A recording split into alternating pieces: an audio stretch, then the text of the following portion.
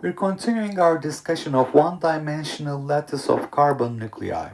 And remember that we had carbon atoms forming a one-dimensional lattice with equilibrium spacing 0.5 nanometers between atoms, and the potential energy of one nucleus due to electrostatic interaction is given by this, where x is the deviation from the equilibrium position. So part A, we sketch this potential energy. Part B, we have shown that when x is small, this has the form of the harmonic oscillator, and where we can recognize the spring constant for this oscillator.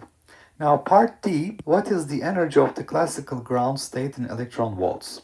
If this is the energy as a function of x, you can see when x is equal to 0, we have the lowest possible energy. So that's what we will calculate in part D. The potential energy when x is equal to 0 is given by 18 electron charge squared divided by pi epsilon 0 d. So we recognize x equals to 0 as the classical ground state. So this is the state with the lowest energy.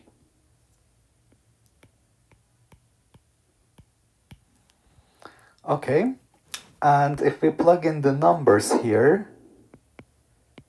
this is going to be 18 electron charge squared, 1.6 10 to minus 19 coulombs squared, pi 8.854 10 to minus 12 farads per meter, permittivity of free space.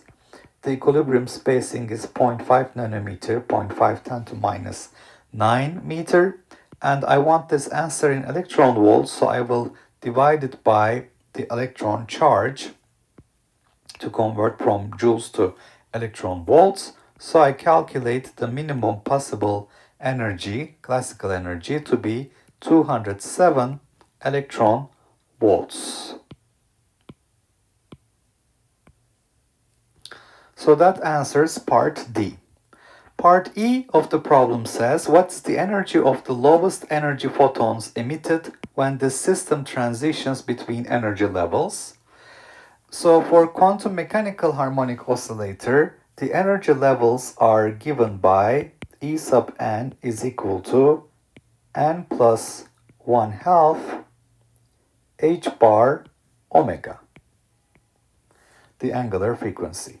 Now here, this angular frequency omega is square root k prime over m. Square root k prime over m.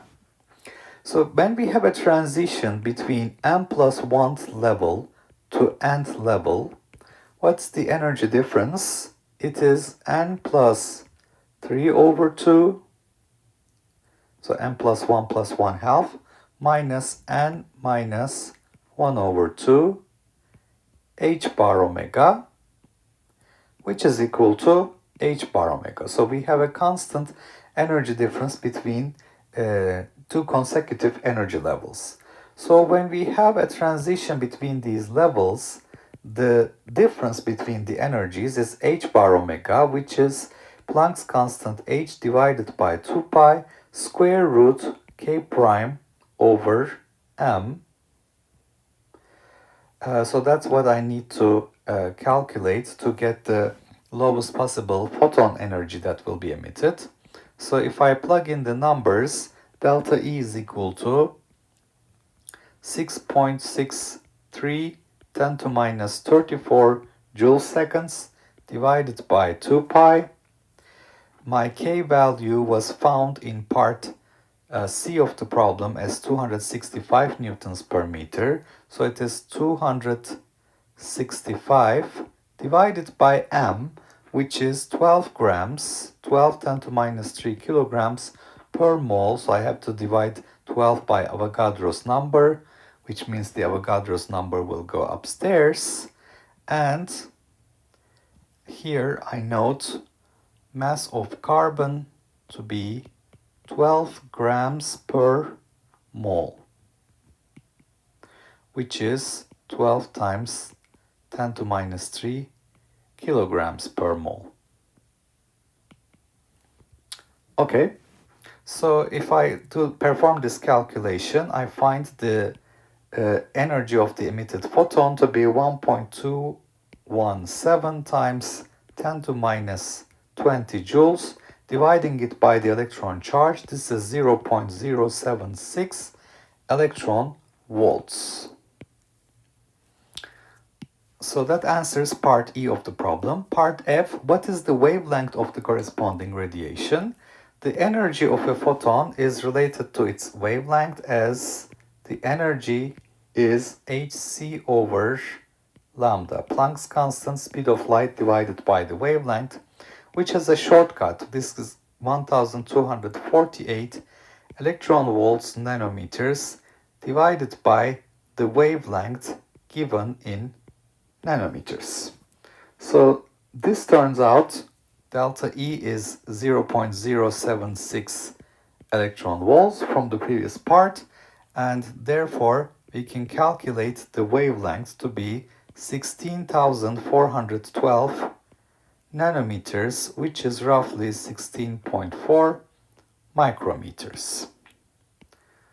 So here we have calculated the wavelength lambda as hc divided by delta E, which is 1248 electron volts nanometers divided by the energy of the photon emitted for transition between n+1 and nth level given in electron volts.